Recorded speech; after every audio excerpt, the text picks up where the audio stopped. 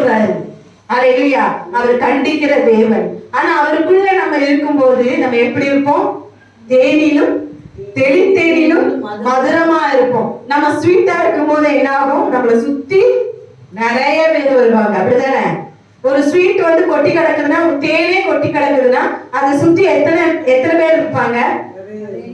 நிறைய எறும்பு இருக்கும், ஈ வந்து உட்காரும், நிறைய சின்ன சின்ன சின்ன சின்ன பூச்சிகள் வந்து இருக்கும். அப்படிதானே? ஏன்னா அந்த தேன் அவ்வளவு ஸ்வீட்டா இருக்கும். அந்த தேனை அதுல இருந்து எடுத்துட்டு போகும். அதனால நிறைய உயிர்கள் வாழும். அதே போல ஏசப்பா நம்மள என்ன செய்வாங்க?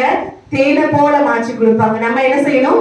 ஆண்டவருடைய வேதத்துக்கு பிரியமா இருந்து இரவும் பகலும் அவருடைய வேதத்துல பிரியமா இருந்து தியானிக்கிற மனுஷன் பாக்கியவான்.